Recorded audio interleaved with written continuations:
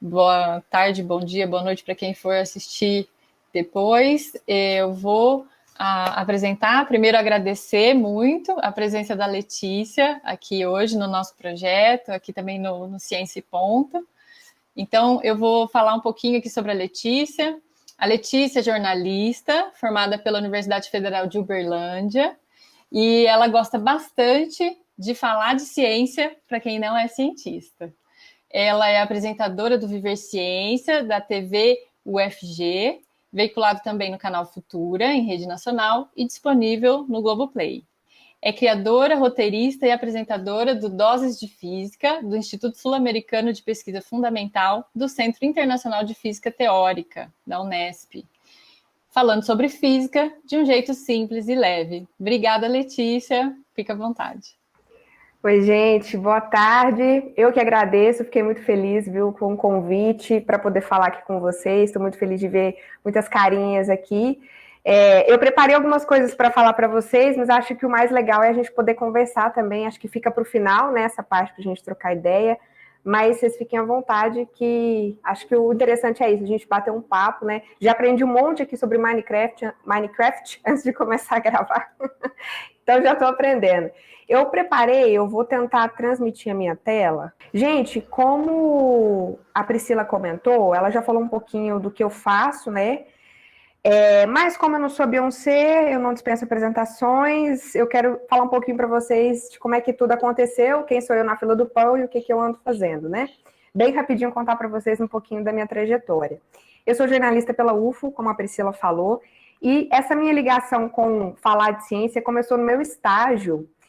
O primeiro estágio na área de jornalismo que eu fiz, já tinha feito um antes para conseguir um dinheiro, porque universitário geralmente é quebrado, e aí eu precisava de um dinheirinho, fiz um administrativo, mas o primeiro estágio mesmo de jornalismo foi na DIRCO, a diretoria de comunicação lá da UFO.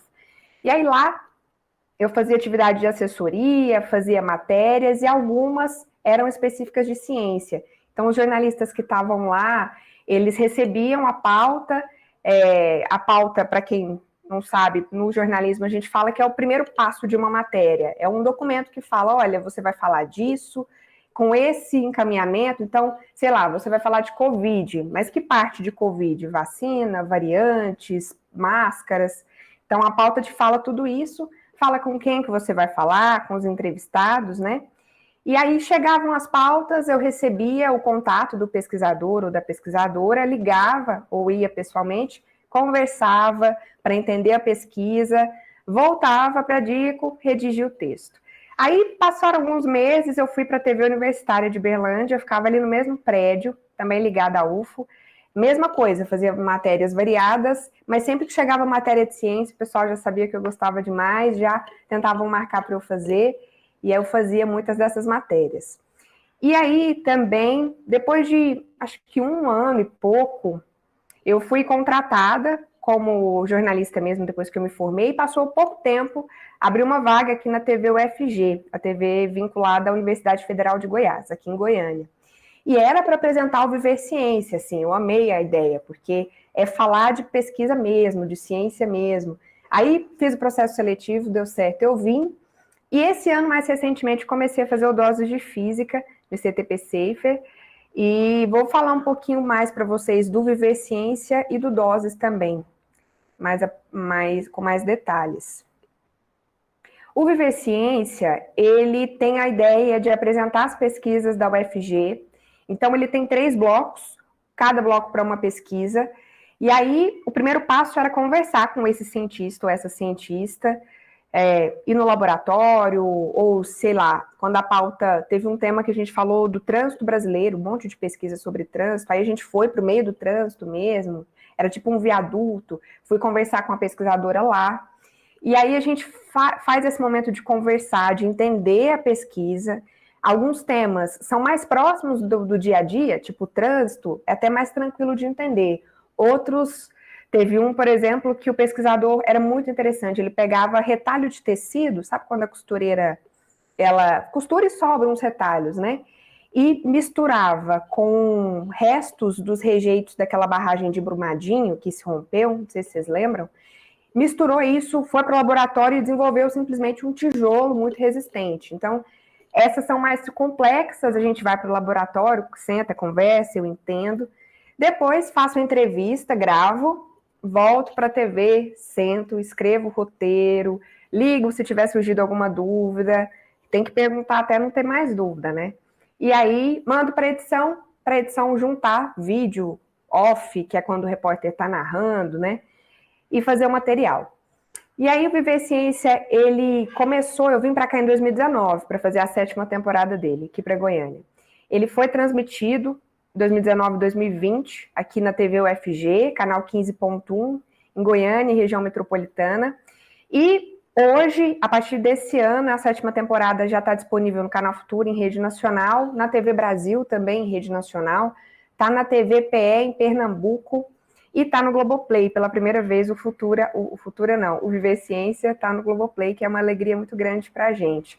Não estão todos os episódios lá ainda, eles estão liberando aos poucos, mas vocês podem conferir lá.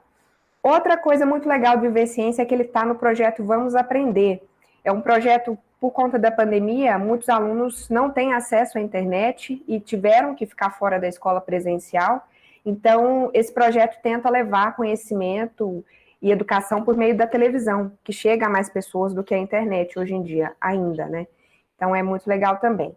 E o fim da linha aqui, ó, por enquanto, são os cortes de verbas. Infelizmente, o Viver Ciência parou de ser gravado, porque houve cortes de verbas aí nas universidades, impactou a gente, não tem mais verba para fazer ele, mas isso é uma pausa, a gente encara como uma pausa, porque a gente conta com a possibilidade de ele voltar a acontecer, sim. Gente, vocês estão me ouvindo bem? É porque eu tô na tela do slide e não tô vendo ninguém. Tá tudo certo, ótimo. né? Sim, tá ótimo. Tá. Sim. Qualquer coisa, dá o grito aí. Ah, calma. Aí agora, então, eu vou rodar para vocês um trechinho. Na verdade, é a chamada inteira de quando acabou a temporada e a gente foi convidar o pessoal para assistir as reprises, né? E aí, eu vou rodar para vocês verem que é um vídeo curto. Eu não vou passar um episódio inteiro do Viver, para não ficar muito longo. Deixa eu ver aqui. Acho que eu até esqueci de pôr em tela cheia. Vamos lá, então. Sim, chegou. Neste período, mais de 90 entrevistas, 30 episódios e 2 edições especiais. Os bastidores da ciência, as mais recentes pesquisas da universidade. Tudo passou por aqui e você pode rever a partir de agora na nossa temporada de reprises. Anote aí os horários, acesse o nosso site e canal do YouTube. Você também pode baixar o artigo da TV UFG no Google.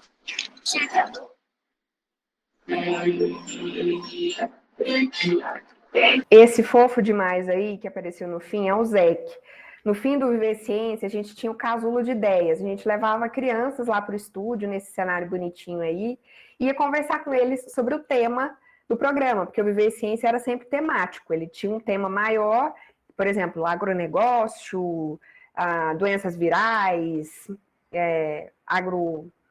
agronomia familiar, agricultura familiar, quer dizer. Então, a gente falava com as crianças, eu fazia perguntas para elas e a gente ia conversando. Tudo na linguagem da criança, né? E saía muita coisa maravilhosa. O Zé, que uma vez a gente foi fazer um sobre trânsito, e aí eu perguntei para ele o que tinha no trânsito, né? E comecei a puxar o assunto. Carro, moto, ele é skate, patinete, horário de pico, e eu criei um caminhão que voa e tal. Era maravilhoso, o casulo é maravilhoso. Bom, há um detalhe importante. O Viver Ciência, ele fala de pesquisas da UFG, mas de todas as áreas, porque eu queria muito reforçar isso aqui hoje. Pesquisa, ciência não é feita por aquela imagem que a gente costuma ter de cientista. Um homem, geralmente de jaleco branco, geralmente um homem branco, num laboratório, com um monte de tubo de ensaio. Não, ciência é feita nas humanidades para estudar, por exemplo, como é que as cotas fazem diferença na universidade. Ciência é feita para ver como é que um parque no meio de Goiânia ajuda a aliviar o calorão que está fazendo aqui. É feita por mulheres, é feita por homens negros, mulheres negras, indígenas também. Então, a ciência é muito variada, tá? Não é aquela imagem que a gente costuma ter, não. Bom, doses de física. Ele começou esse ano. E assim, gente, estava comentando antes aqui da nossa conversa começar, comentando aqui com o pessoal que estava na sala antes, que física é um negócio assim. Eu, na escola, no ensino médio, física era uma das matérias mais difíceis para mim. Matemática, química, qualquer coisa de exatas, eu tinha uma certa dificuldade, bastante dificuldade. E aí eu lembro, a minha lembrança dessa época é muito fórmula e decorar e cálculo e tudo.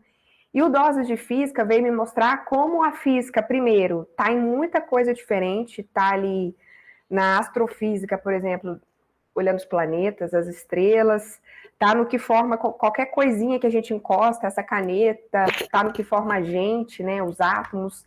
Enfim, muito legal e tem muita história legal por trás de tudo isso que a gente estuda hoje como fórmula, que para mim é meio que redescobrir a física mesmo. O Doses de Física está sendo muito bom para isso. O que é o Doses? Ele está no Instagram do ICTP Safer, como a Priscila comentou, é o Instituto Sul-Americano de Pesquisa Fundamental do Centro Internacional de Física Teórica. A gente decidiu fazer ele para falar de física, de um jeito simples, de um jeito leve. Então, a gente vai explicar como é que Einstein resolveu o tal do efeito fotoelétrico e o que é isso, como é que ele levou um Nobel por isso, e como é que os cientistas ficaram desconfiados pra caramba na época, que ele não estava falando coisa com coisa, de que partícula é onda e onda é partícula. Então, a gente tenta contar dessa forma, como se estivesse contando uma história mesmo, e acaba sendo. Então, é muito legal. E, como eu disse, temas variados. A gente fala desde universo, astrofísica, até coisas mais presentes, mais atuais, até mais novas, né? Estudos mais novos, como a mecânica quântica, por exemplo. Vou rodar um para vocês assistirem, que ele é curto, foi o primeiro que a gente publicou, para vocês darem uma conferida. Você sabe o que é matéria escura? Não? Fica tranquilo, porque ninguém sabe.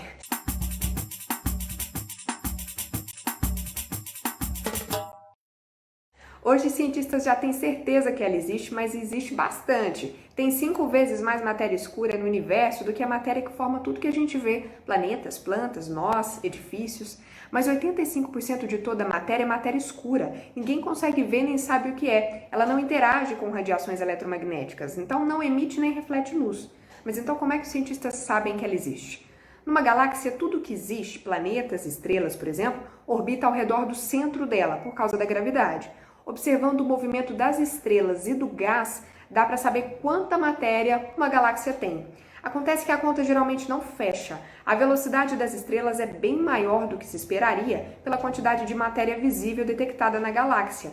Então existe uma massa que não dá para detectar, mas está lá, é a matéria escura. Tem muitos estudos buscando desvendar do que é feita a matéria escura. Algumas candidatas a esse posto são partículas elementares, como nas teorias da física de partícula, ramo que investiga as menores partes que compõem tudo que existe. O tipo de partícula mais popular entre as candidatas é a WIMP, sigla em inglês para partícula massiva de interação fraca. Muitas pesquisas teóricas e práticas tentam detectar essa partícula para comprovar que ela existe, mas ainda não foi detectada. Nem essa, nem a partícula Axion, nem nenhuma outra candidata a explicar do que é feita a matéria escura. Mas nos últimos anos, novas estratégias de busca e novas ideias vêm surgindo. Então, quem sabe, em pouco tempo, a matéria escura não ganha aí uma cor diante dos equipamentos humanos. Esse é o Doses. E um último trabalho que eu estou fazendo que eu queria comentar com vocês, esse é mais pessoal meu mesmo. Eu publico no meu Instagram alguns posts sobre Covid-19, né, agora com a pandemia. E aí eu coloquei 4 aqui para dar de exemplo, eles são em formato carrossel, então eu pego algumas dúvidas que eu vejo que está bastante em alta, por exemplo, por que a variante Delta se espalha mais rápido, por que não faz sentido escolher a marca da vacina quando você vai ali no postinho tomar vacina, né? E pesquisas que vão saindo novas também, como quando o Butantan começou a fazer esse soro anti-Covid, essa pesquisa brasileira também que viu que parte do veneno de uma cobra pode, talvez, quem sabe, no futuro, tratar Covid. Eles viram aí alguns pontos que funcionaram. E aí, tá tudo lá também no meu Instagram. Esse eu não consigo fazer ainda com uma periodicidade como Doses, uma vez por semana. Estou tentando fazer sempre, mas acaba que na correria publico meio que quando dá mesmo, mas é bem legal também. Gente, então eu queria contar um pouco para vocês de como é que a gente faz isso, né? Como é que a gente pega uma pesquisa, trabalho de ciência, um estudo, uma teoria, e tenta explicar isso para as pessoas, em geral, que não são da área, né? E aí, antes de eu falar especificamente isso, eu queria só explicar para vocês rapidinho, que não é o nosso foco, mas eu acho importante a gente comentar de 3 diferenças aqui. A disseminação científica, divulgação científica e jornalismo científico. Disseminação científica é basicamente cientista falando para cientista. É ele ou ela com seus pares, né? Então, quando o pesquisador escreve um artigo, publica numa revista científica, quando apresenta num congresso, apresenta num seminário, trabalho que fez, isso é disseminação científica, de cientista para cientista, basicamente. A divulgação científica é pegar essa pesquisa, esse estudo, pegar a ciência e tentar contar para quem não é da área, para as pessoas em geral, a gente chama os leigos, né, da área, fora da área, quer dizer, e contar como é que isso foi feito, o que isso muda na vida das pessoas, principalmente, esse é o grande foco, assim, a pessoa está lá assistindo aquilo, mas e daí? O que eu tenho a ver com isso, né? O que o público tem a ver com isso é o ponto-chave da divulgação científica. E aí, dentro da divulgação científica, tem a possibilidade do jornalismo científico. Eu não sou especializada academicamente falando em comunicação científica, mas pelo que eu li e dei uma estudada, até para poder falar com vocês com mais certeza, o jornalismo científico é essa possibilidade dentro da divulgação. Só que o jornalismo científico ele tem critérios muito específicos do jornalismo que ele tem que seguir também. Por exemplo, periodicidade. Sei lá, se está num jornal diário, tem que estar lá todo dia, na editoria, por exemplo, de ciência, ou se é uma questão semanal, ou a cada 15 dias que sai, tem a periodicidade. Outra coisa muito importante para o jornalismo científico é a atualidade. Falar de temas que estão em alta, que são relevantes para aquele momento por algum motivo, como a Covid-19, acho que é o melhor exemplo hoje, né? Ou então falar de aquecimento global também, acaba que a gente está falando bastante. Então, o que eu faço hoje, eu acho que acaba se aproximando mais da divulgação científica, tá?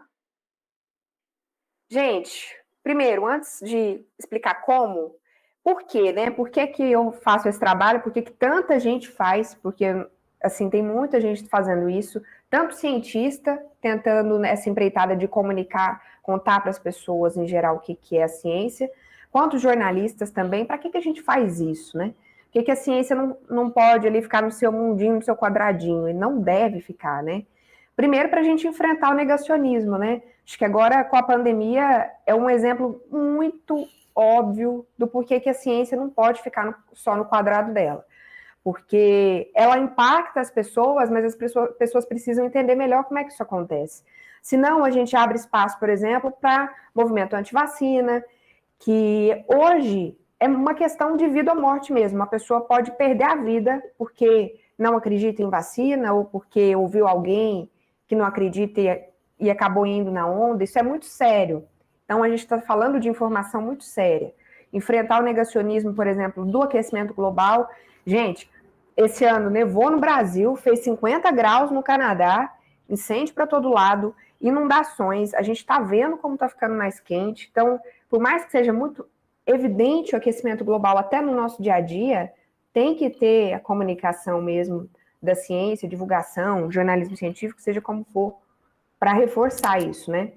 E também eu acho que acaba contribuindo com a educação científica. Eu não sou da área, não sou especializada em educação científica, mas pelo que eu sei, pouco que eu sei, a educação científica, ela faz as pessoas, isso pode começar desde criança, né? Ensino fundamental, ensino médio, como tem muita gente que está aqui hoje nos assistindo, de aprender, por exemplo, a ser mais crítico, aprender a perceber, a entender os fenômenos que estão acontecendo no mundo, como uma pandemia, aprender a não acreditar em qualquer coisa de cara, questionar, entender como é que aquilo foi feito.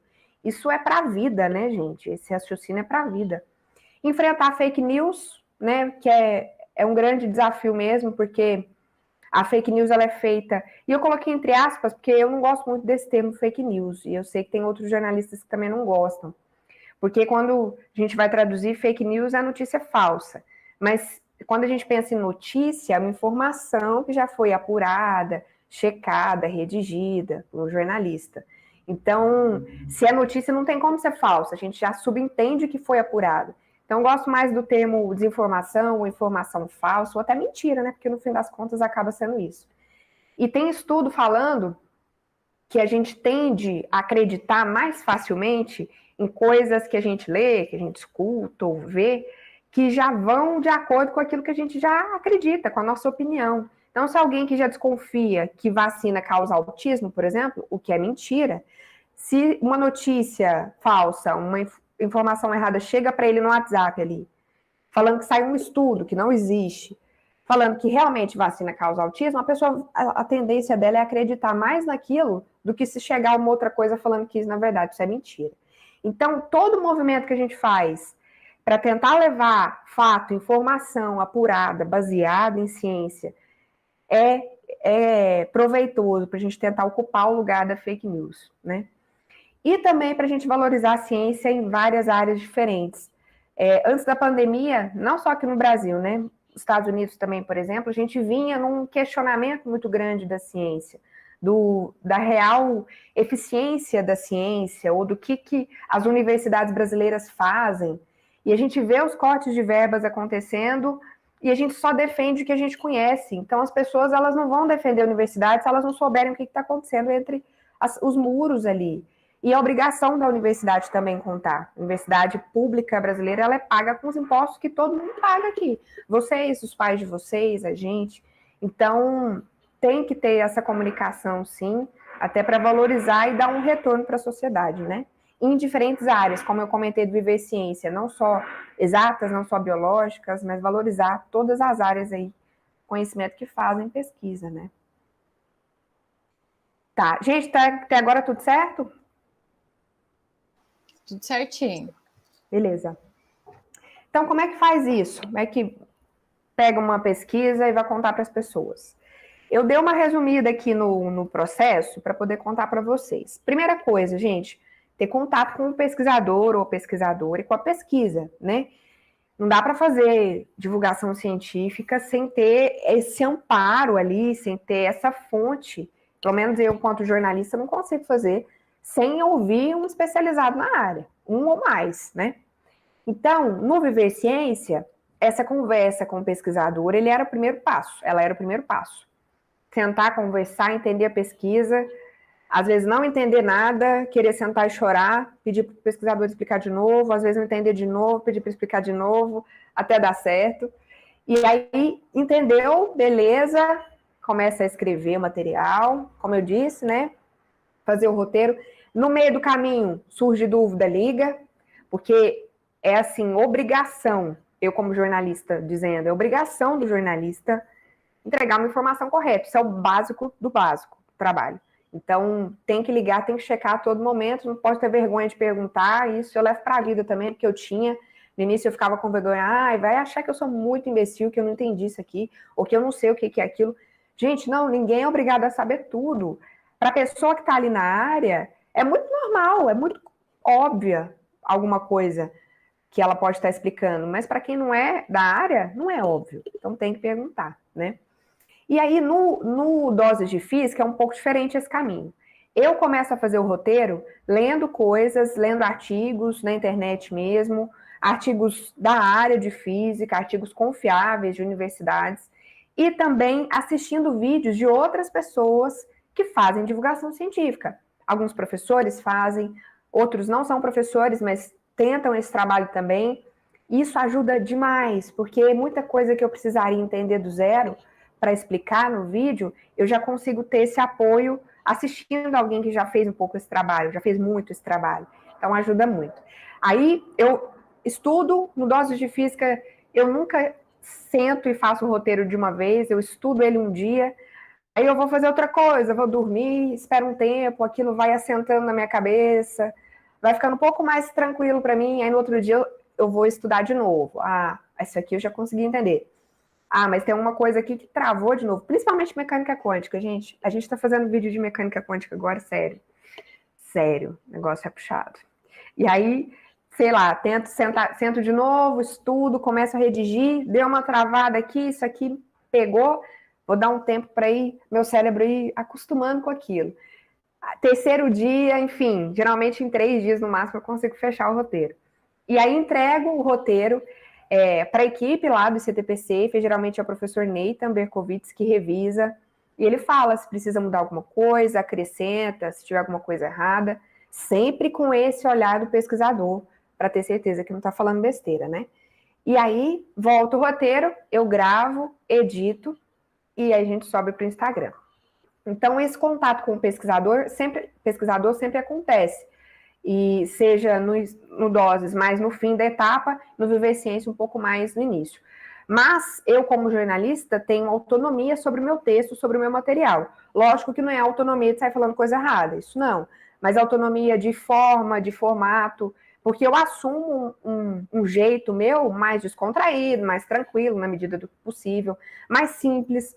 Eu não sou apegada a falar termo muito técnico, porque eu acho que vai tá 100% correto na teoria, se a outra pessoa não for entender. Eu abro mão, às vezes, de alguns termos muito específicos e falo com as minhas palavras e tá tudo bem. Isso faz parte do meu jeito de fazer divulgação científica.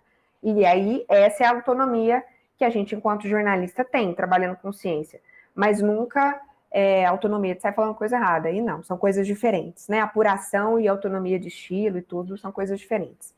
Aí, isso tudo leva a montar o quebra-cabeças. Enquanto eu estou lá conversando sobre a pesquisa, tentando entender o que é partícula, como é que nanopartícula e tal, quão pequena é isso? Ah, mas então me explica, se eu pegar uma régua de 30 centímetros, quão pequena vai estar a nanopartícula ali e tal?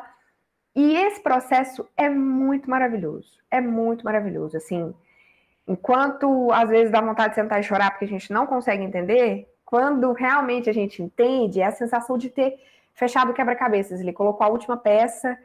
É uma sensação, assim, maravilhosa. Não sei nem descrever, é muito bom. E, quebra-cabeça montado, a gente vai montar o outro quebra-cabeça, que é descrever o texto para contar para as outras pessoas. É um processo muito bom. E quanto mais eu entendo, melhor eu explico. Eu percebi muito fazendo isso, fazendo divulgação científica. Não é que eu já divulguei alguma coisa, entreguei um vídeo, um texto, com informação errada, achando que eu falei alguma besteira. Isso não. Eu sempre entrego tendo certeza que está tudo certo. Pelo menos a partir do que eu estudei e das fontes que eu consultei. Mas, assim, tem pesquisa que eu consigo entender, esmiuçar melhor, eu vou mais aprofundadamente no negócio ali. E essas, quanto mais eu consigo aprofundar, melhor o meu texto fica. Mais simples o meu texto fica, o meu texto final. Quando vocês lerem, ou assistirem, ou ouvirem alguma coisa fácil de entender, principalmente se for de um tema difícil, pode ter certeza que quem fez aquilo suou. Quanto mais simples está o resultado final, mais difícil foi o processo. E eu acho que isso deve acontecer muito com o professor também, gente, porque, nossa, ser professor, explicar uma coisa, às vezes do zero, eu admiro demais. Nossa, é uma baita profissão mesmo. E checar de novo, que é o último ponto que eu coloquei aqui. Comentei com vocês, às vezes, enquanto eu estou escrevendo, surge uma dúvida, eu mando um e-mail, ligo, no Doses de Física, por exemplo. Geralmente eles fazem só a revisão final, mas teve muito tema que eu precisei de uma ajuda no meio do caminho. Mandei um e-mail, trocamos algumas informações e ficou mais claro de entender, mais fácil. Então, ou outro exemplo também que eu já tive no Viver Ciência. Pesquisador também, pesquisador pode se confundir. Por exemplo, teve um que foi citar um dado do IBGE, não era nada específico da pesquisa dele. Mas ele foi citar um dado do IBGE, eu fui checar, eu não lembro se era o ano ou se era o dado mesmo que estava com um errinho ali. E fui corrigir, tranquilo, tudo bem. É papel do jornalista também checar e checar de novo, né? Tá. E para fazer isso tudo, os desafios. Primeiro desafio para falar de ciência é não ser cientista, gente. É assim, o que pega, né? Porque para quem é da área, meio caminho está andado, porque eu tenho o caminho de entender aquilo e depois explicar aquilo, dando o meu melhor para explicar aquilo, na medida do que eu consigo. Não sou professora, mas na medida do que eu tenho de formação de jornalista, de contar uma história. Para o cientista, o caminho de entender já está andado. Só que para ele também é um desafio explicar, né? Para quem não é da área. Então, ao mesmo tempo que não ser cientista para mim é um dos principais desafios, opinião pessoal do meu trabalho, é que também é uma das principais vantagens. Porque quando a gente está muito na área, fica muito óbvio, muita coisa fica muito óbvia. Pra gente já é muito normal, sei lá, para um físico é muito normal falar em partículas elementares, acho que é esse mesmo termo. É muito normal pensar isso.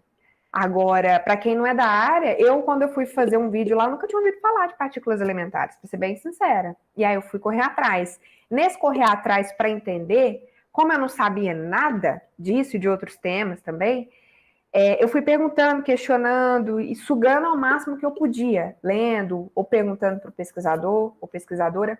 Então, como eu sei como é que é não saber sobre aquilo, eu sei também explicar para alguém que não sabe, agora que eu aprendi, entendeu? Então, acaba sendo o desafio e vantagem também. E o tempo é um desafio grande, porque...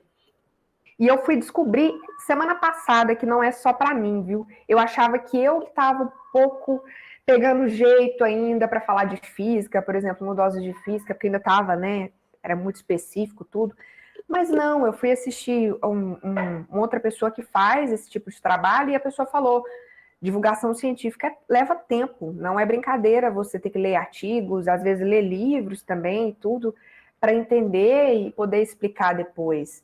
Porque tem toda uma apuração. Então, o tempo também é um desafio grande, mas que vale a pena, né? Porque você entrega uma coisa apurada.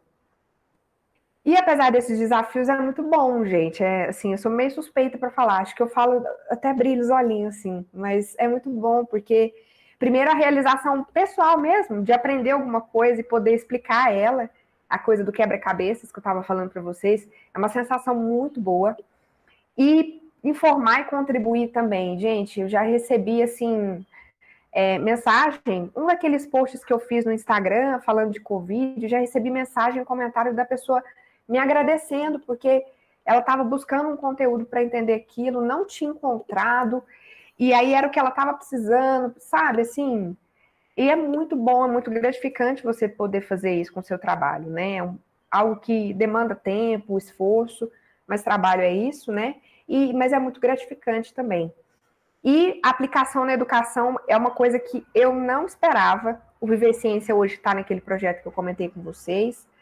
E uma coisa que eu não esperava do Doses de Física também. Muitos professores já falaram, vieram falar ou comentaram lá na página que vão começar a passar os vídeos em sala de aula ou que estão enviando para os alunos ou ex-alunos assistirem para ajudar eles a entender. Isso foi uma surpresa maravilhosa para mim, assim, porque eu fiquei pensando, vai que eu ajudo alguém em alguma perguntinha que vai cair no Enem, no vestibular, vai que eu ajudo essa pessoa, ou vai que essa pessoa toma gosto pela física e gosta, ou vai que eu trago uma informação nova, que seja para a pessoa, né? Tão bom aprender. Então, se eu puder trazer algo novo, que seja uma coisinha só, já é muito bom. E eu espero que eu tenha feito isso hoje aqui, trazido pelo menos um pontinho novo aí para arcabouço que vocês têm, para todo o conhecimento. Eu espero muito que vocês tenham gostado. Eu não falei muito para não ficar muito cansativo, mas se vocês quiserem conversar mais, tem o meu perfil no Instagram, esse @ aí também. Se quiserem conversar agora também, eu estou à disposição. Obrigada. Obrigada, Letícia, pela ótima fala que você fez aqui para a gente. Então, dá um tchau lá para o pessoal que estava assistindo no YouTube. Gente, muito obrigada, viu, por terem me escutado até aqui, nesse calorão que está fazendo. Obrigada mesmo. Bom demais poder conversar. Um abraço.